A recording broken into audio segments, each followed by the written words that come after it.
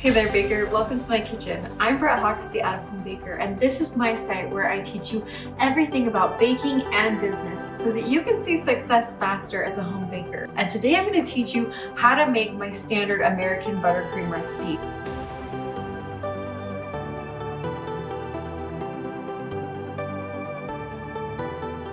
I started teaching cake classes 5 years ago, and it's been really interesting throughout those 5 years. One of the hardest but yet most basic concepts for people to master is buttercream and buttercream consistency and how to make it right from scratch. But I do believe that the key to good cake is in the buttercream. It's like 25% texture of the cake, 25% taste of the cake, but 50% how good your buttercream is. And a friend pointed out to me once that she isn't a big frosting person, so she didn't feel like it mattered that much. But I feel like it matters even more if you're not into frosting, because the frosting's gotta be good. Otherwise, it's really gonna be bad. So frosting plays a huge role in making delicious cakes. Now, it seems very simple at face value. It's simple ingredients: butter, vanilla, cream, and sugar. But we want to make sure we combine them just right. And we're going to talk about some of the nuances that can affect consistency, like the type of cream you use, the type of butter, the type of sugar, and the type of mixer you're using. Because I'm making this buttercream for a customer cake, I'm going to use my food safe disposable gloves. Always love to use those when I'm working with customer orders. Now, before we dive into this recipe, I want to talk about some of the differences in buttercream. When it comes to making cake or even cookies and buttercream, when it comes to anything that you're baking, baking is really an art form. And I want you to imagine that you walk into a museum. Let's say you walk into an art museum with several other people. You might all walk up to the same painting and have completely different opinions about it. Some of you might love it, some of you might hate it. It might be your style, it might not be. Baking is the same way. And when it comes to choosing which recipe you want to use and which type of buttercream to use, it is subjective. There is not one buttercream that trumps all, because it comes down to what flavors and textures you like as a baker, and especially what flavors and textures your customers like. Pay attention to what their tastes are, because different buttercreams might sit differently with different people. And so you choose your recipe based off of that. Now, there are a lot of different kinds of buttercream. There's American, there's Swiss meringue, there's French meringue, there's Italian, there's German, there's 7-minute royal icing, all different kinds of icings and frostings to be using. I have used American buttercream ever since I started out. It's a very easy, basic recipe to master because it doesn't involve anything on the stove. It doesn't involve getting a meringue just right. Making American buttercream is actually a lot like making a dough. I see it quite a bit like that, where you're creaming the butter and the sugar, and then you end up with kind of this dough consistency. Now, we're going to use cream to help change that consistency for when we want it thicker or thinner, because consistency plays a very big role depending on what you're doing with that buttercream. Whether you're stacking a cake with it or filling the cake, if you're piping or if you're spreading, different techniques call for different consistencies. And I'm going to show you what kind of consistencies you want. Let's talk about the recipe. We're going to use 4 sticks of butter. That is 2 cups, or 1 pound of butter. We're going to use vanilla, 1.5 teaspoons of vanilla. We're going to use 2 pounds of powdered sugar, or 7 cups. Now, I really like to use a 2-pound bag. People have asked me before, why don't you shop at Costco and get those ginormous bags and save yourself that way? But honestly, this saves so much time for me to just be able to know my bag is exactly what I need. And so I just use 1 full bag. I don't have to measure, and it really, really speeds up the process. When it comes to butter and sugar, there's little difference between brands of butter and sugar. When you choose different brands, what you're going to see is a difference in texture rather than a difference in taste. I am actually a huge fan of Walmart Great Value butter, which sounds so odd, but I really like the taste of it. I think it has a good consistency. And if you can see, it's got a nice light yellow color. This is the lightest yellow butter I can find. And if you've made buttercream before, you want it to be as white as possible naturally. So using a lighter color butter right off the bat can help a lot. Other butters I found, even just switching from store brand to store brand, can be a lot more yellow, and there can be slight differences in consistency. Now that I've been doing buttercream for so long, if I'm not using Great Value butter, I can tell the difference. And the same goes for my powdered sugar. I like to use Great Value powdered sugar. It's just what works really well with the butter that I use. It works really well with my recipe. And I found slight nuances of difference in texture and consistency when I switch between different brands. And it's because of the amount of processing that happens, how finely ground it is, how much cornstarch is added, which is added to powdered sugar to stop it from caking. So different brands have different amounts, and it can just subtly change the consistency of your buttercream. So whatever brand you decide to use, whatever brand of butter, whatever brand of sugar, pick one and stick with it, because you're gonna see differences if you're switching between brands. Try and stay consistent in the brands you use. Vanilla. Vanilla is where the flavor happens. Different vanilla is where you're gonna get differences in flavor for your buttercream. Again, I have found that even just the cheap 99-cent, $1.99 vanilla for most buttercream recipes actually works pretty good. And it's funny how I will get more compliments on my buttercream than almost anything else. People just adore my buttercream. And so I'm very comfortable using this. But when you want to play with the flavor and maybe amplify it a little bit, I do really, really love Nielsen Massey Madagascar vanilla. Now this stuff is expensive. It's like $20 a bottle, something like that for this small bottle. But it is powerful. It is more pure alcohol based, which means you get a much stronger flavor. This is kind of like an imitation when this is the pure stuff. And I like to use this. I like to use this vanilla when I am doing plain vanilla cake with plain vanilla buttercream. That is when I pull out the good stuff for my frosting, because it's really got a shine. And this Madagascar vanilla makes it taste like an ice cream cone. It is so stinking good. I fell in love with it the first time I ever tried it at a cupcake shop, and I was like, what is this divine stuff? Madagascar vanilla. But for everything else, a plain, simple imitation vanilla will even do the trick. In fact, I recommend not using this when you want to do other types of flavors of buttercream. If you're doing any kind of add-ins, if you're making chocolate buttercream, don't use this, because the flavor starts to clash with the other flavors. And I found that it doesn't actually balance that well. Vanilla is really a key ingredient in buttercream, because what it does is it brings together all of the other flavors that are happening. This recipe that we're making is a great base for almost any other flavor you want to make. When I'm making peanut butter buttercream, lemon buttercream, cookies and cream buttercream, it all starts with this recipe. And then it's just about adding things and making sure the consistency is right. And the world is open to you. The world is your oyster when it comes to variations on this buttercream recipe. When I was first starting out, I wanted to make a strawberry buttercream with fresh strawberry compote. And so me and my cousin, we were making it for her wedding cake, spent, days working on the strawberry buttercream and trying to get it to taste quite right. And we were pouring strawberries in, but then the consistency would get too thin, but the flavor was never quite there. And I went into work the next day. I worked at a commercial bakery, not doing anything fancy. I was there to mix cookie dough and like put it in the machine and pull it out of the oven. But I went up to the pastry chef and I was like, hey, I've got a question for you. We're trying to make this buttercream and it's not working. And she said, vanilla.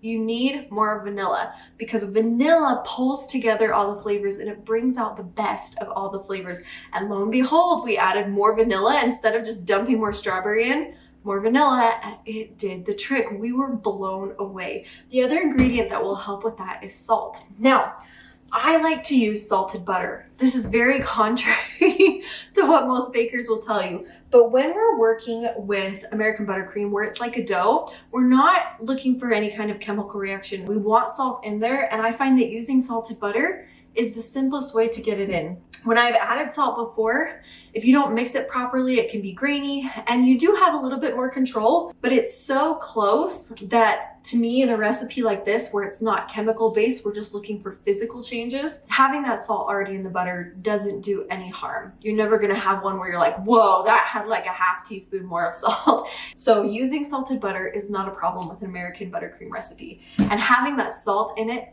really makes a difference. It does what the vanilla does.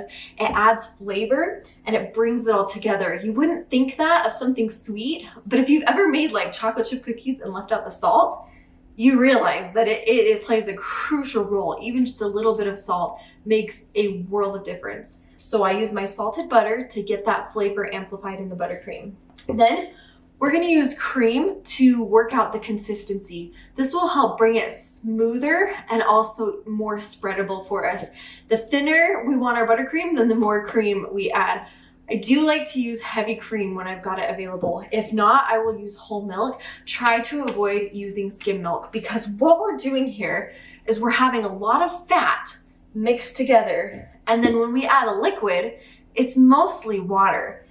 Milk is mostly water. Skim milk is all mostly water. Even the cream is mostly water. But the more fat content in your liquid, the easier it's going to mix, because oil and water do not get along. They repel each other. They have different charges as molecules, and they just don't jive. You've seen that when you've like mixed oil in a cup of water and they completely separate.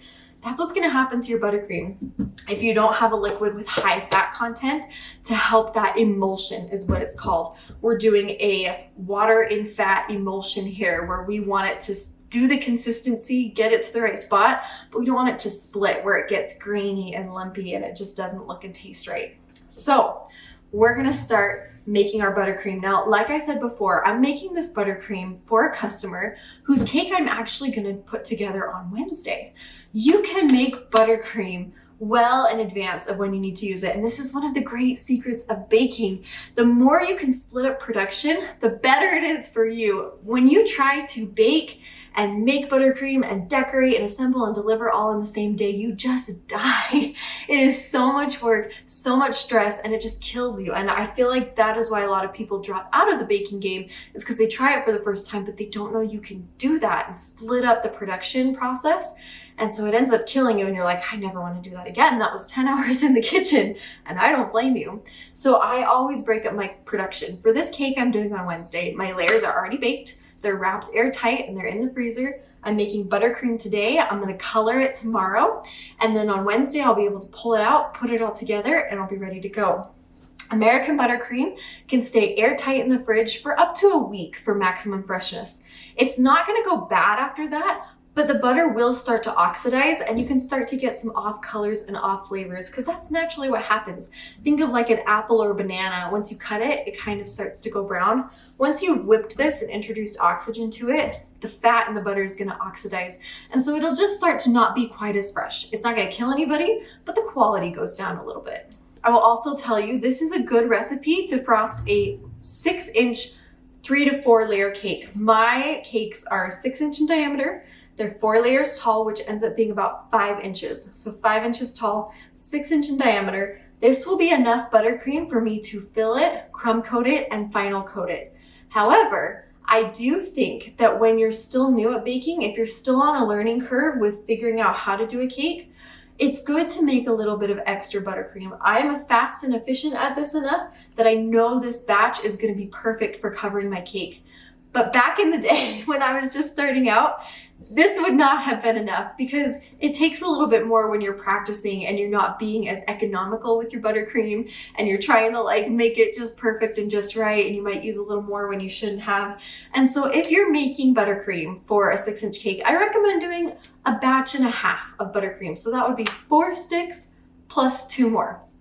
And that way you'll have enough for sure to cover your cake. And if you have a little bit of leftover, then you can save it for your next project, or you can save it for practice.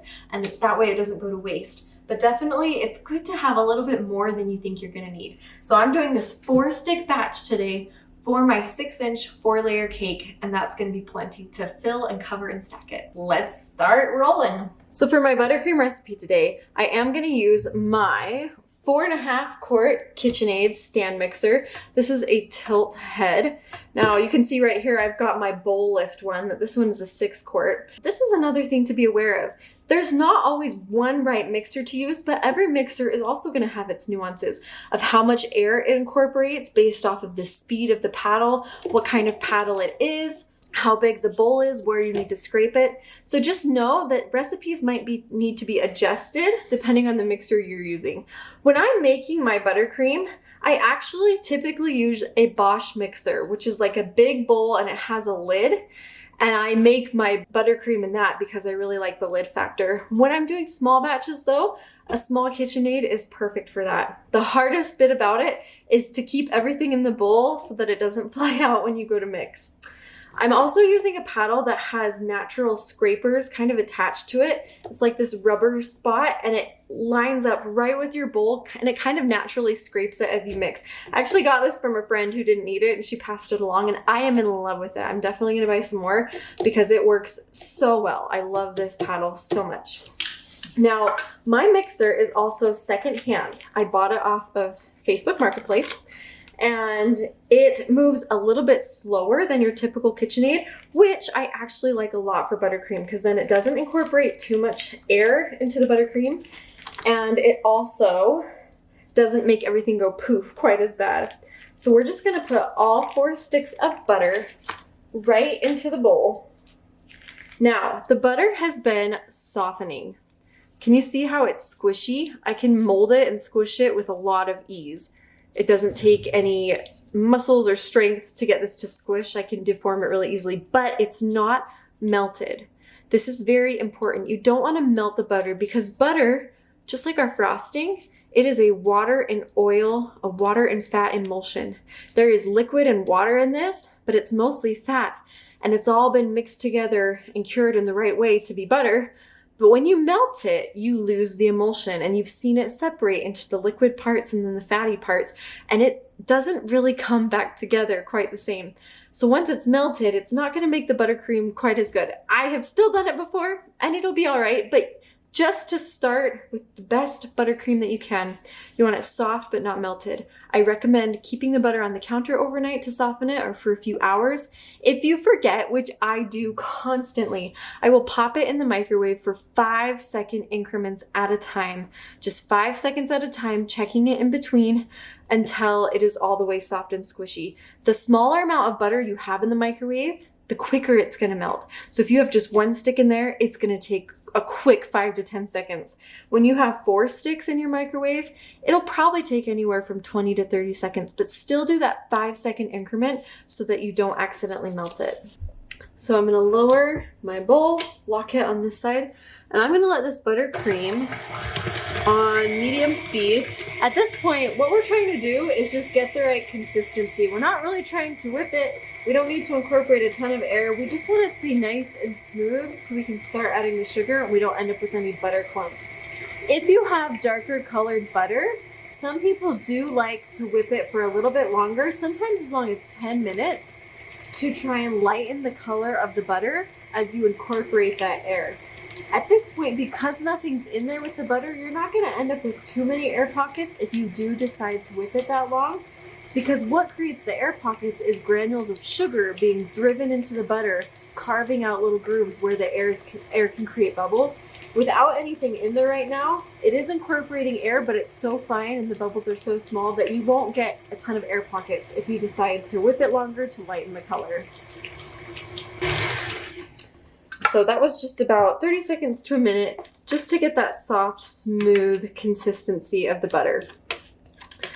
Now, I'm going to be scraping down the bowl every time I pause my mixer to make sure that there's no butter hiding on the edges of the bowl that's not getting incorporated. The next thing I'm going to do is add the vanilla. I like to add the flavoring at this point before there's a lot of sugar, because that way it can get incorporated throughout the butter very evenly without the thickness of the sugar inhibiting that. So I'm gonna add my vanilla. Now I do know that my vanilla cap is a teaspoon and I use that to measure quite a bit. So I'm just gonna measure out a teaspoon and a half. If you'd like to use an actual teaspoon set to be more precise, you can totally do that. When it comes to adding the flavoring, it's not about a chemical change, it's just about flavor and taste. So you can actually add more or less vanilla depending on the flavor you want. A teaspoon and a half usually does it perfectly for me. So I'm just gonna incorporate that a little bit. Don't wanna do too fast, too quick, because I don't want that to splash out of the bowl. I'm just gonna pulse the mixer and let that kind of incorporate into the butter.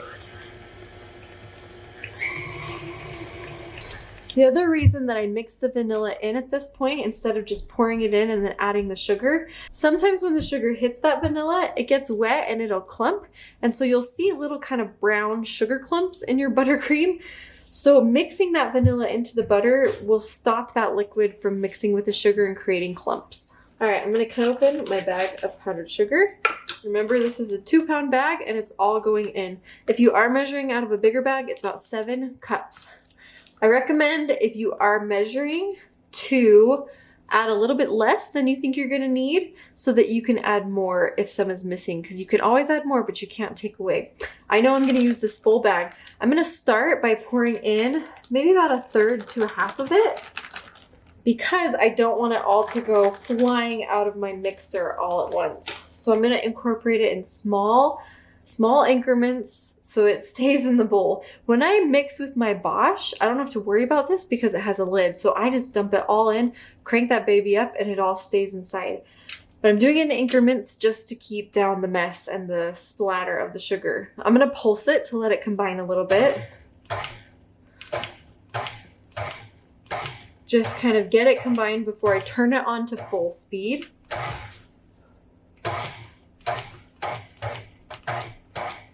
Okay, and now I'm gonna let it just mix on a low speed. You can see it start to come together. It starts to mix into the butter.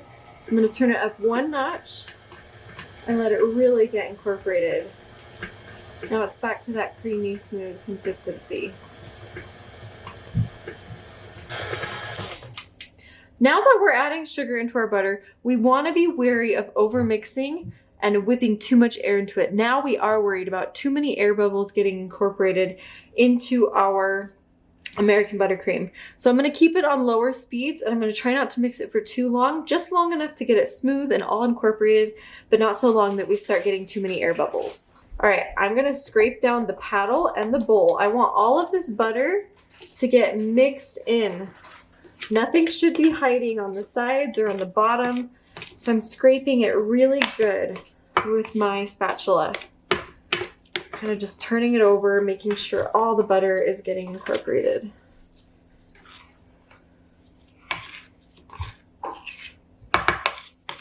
Okay, I've scraped it.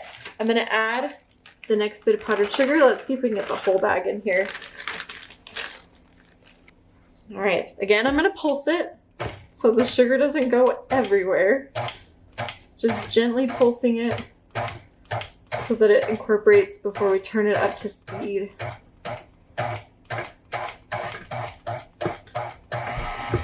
Okay, right about there. All right, I'm gonna turn it up. It gets pretty thick now, so you might have to turn it a little bit higher for that paddle to work through it. And again, my mixer is a secondhand mixer, so it's actually a little slower than your typical mixer because the motor's been a little worn down. I actually prefer it that way. I think it does a little bit better of a job when it's a little bit slower. I'm gonna turn it up one more and stop it right there. Okay, so this is our buttercream. Now we haven't added any of our cream yet because I wanted you to see what it looks like when it's in its thickest consistency. This is very thick buttercream. You can see it looks a little bit grainy. It's got a lot of feathered edges, and it takes a lot of muscle work to move through that. This would be a good consistency for maybe piping buttercream roses. Even then, you might want it a little bit creamier so that it comes out of a piping bag smooth. This would be way too thick to spread on a cake because what would happen is it won't stick to the cake. It's just gonna peel right off, and that's when you get all the crumbs coming off. It's too thick to really work with. We want a consistency that is very easy for us to move our spatula through. That'll be perfect for putting on a cake, for doing our crumb coat and our final coat. This would almost be okay for piping buttercream roses because buttercream roses need structure. They need to be able to hold themselves up, and a thicker buttercream works better for that. But it's too thick that you wouldn't even really be able to pipe it. It would come out all feathered and it wouldn't be quite as smooth. So what we're gonna do to adjust this consistency, it's probably thicker than I would really use for anything. What we're gonna do is we're gonna add some cream. I usually do about a 1/4 cup of heavy cream into my American Buttercream. If you're doing milk, it's gonna be less. When I do my whole milk, it's about 2 tablespoons. But this is thicker, it has less liquid to it, it's more fat, and so I'm gonna use a little bit more. I'm gonna do about a 1/4 cup to get to that consistency. I'm just gonna measure with a normal measuring cup. I know I should use a liquid one, but it doesn't make a big bit of difference for just our buttercream consistency. All right, so that cream is in there. I'm gonna pulse it again because I don't want it to splash everywhere. Don't want to be covered in cream. All right, now that it's kind of incorporated, I'm just gonna turn it on a low-medium speed and let it incorporate. I'm gonna turn it up one little notch, not for too long. Okay, can you see? Oh, how nicely my spatula moves through this. So much better. It's not quite as feathered, it's much more smooth, it's not quite as grainy, and it is so easy to move my spatula through this. This would be perfect for spreading and for piping. This will have good structure to your cake because it's not so creamy that it's just gonna get squished. This would hold up your cake layers and it will be really easy to spread onto a cake. Now, if you wanted to pipe words or anything that was more fluid, let's say you're doing some scroll work, some flourishes, something with a small round tip where you want it to come out very smooth and fluid, I would make this even thinner because this is good for structure and it will be good for spreading on a cake or cookies or cupcakes. But if I want very fluid buttercream for piping, I would take the consistency down even more by adding maybe another 2 tablespoons of cream to see if I could get it even looser, even smoother without ruining the emulsion. We don't want to add so much liquid it just turns to soup, but we would want it just a little more fluid. This is perfect though for what we want it, for stacking a cake, for decorating cupcakes, cookies. Perfect, perfect consistency. Make sure you test the flavor that you like, where it's at. You don't want too much of a butter flavor, too much of a sugar flavor. So if you're feeling like it's too much butter, add a little bit more vanilla or add a little bit more sugar. Remember, the more sugar you add, even though you cover up that taste of the butter, you're gonna up the consistency. So try and find a nice balance where the flavor is perfect and the consistency is perfect. Now, like I said in the beginning, this buttercream is actually for a cake that I'm gonna be frosting on Wednesday. And so to keep this buttercream fresh and good until then, I'm gonna put it in some plastic wrap and we'll put it in the fridge. I'm gonna label it so I know what it is, and then I'll be able to take it out and let it thaw on the day of. So I like to put my buttercream in plastic wrap to reduce space used in my fridge, because when I keep it just in like a big bowl, it ends up taking up a lot of space. So I just lay out my plastic wrap. I'm gonna pull my spatula off or my paddle off. I'm gonna scrape all the buttercream that I can. I'm just scraping it all out of there.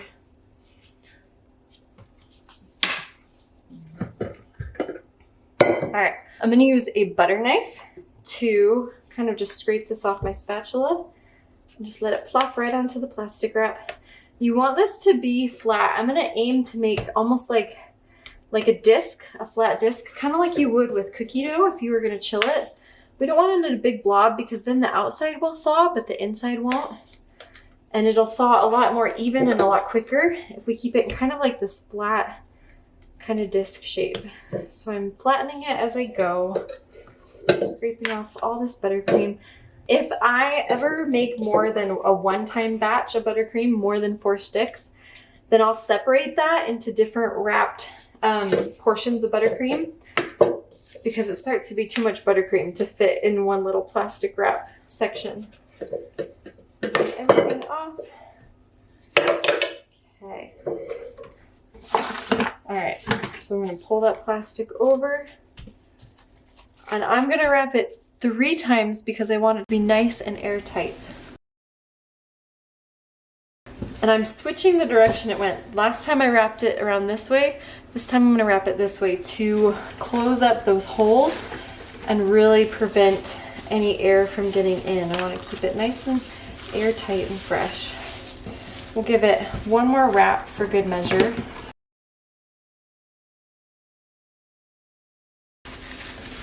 Okay, And then we've got our buttercream, nice and ready to go into the fridge. It is so easy to store like this. When I want to thaw my buttercream, I will either take it out of the fridge the night before or a few hours before, and I will leave it on my counter so it can get nice and soft. Or you can put this in the microwave, again, 5-second increments at a time. This will actually melt faster than just the butter will. Now that we've kind of creamed it and broken it up, it'll melt super fast. So you can put it in the microwave for like 5 seconds at a time until it's nice and squishy. You can re-whip it in your KitchenAid mixer. Lastly, I'm just gonna take a marker and I'm gonna label what this is. Vanilla, buttercream, I forgot the N. And then I'm gonna date it. So that is how I make my standard American buttercream. Again, this will stay good in the fridge for up to a week. I've heard of people putting it in the freezer, and I've actually never personally tried it. Again, you'll just want to watch out for oxidizing flavors and colors, but you can make it in advance and have it ready for all of your baking projects.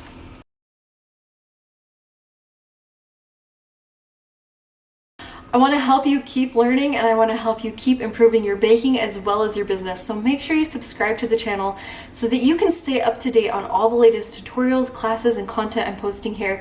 And if you're ready to grow a baking business for real, make money with it, get clients, and become a true professional, even from home in the industry, then I've created a business school for bakers. It is the only online business program built just for home bakers to learn the recipe to success, how to price, how to market, how to get customers, how to keep your business growing intentionally so that you feel like you're in control and you can make the income you want and enjoy your creativity. Business is not scary. Business is fun and it's exciting, it's an adventure, and it's lucrative, and it is for you.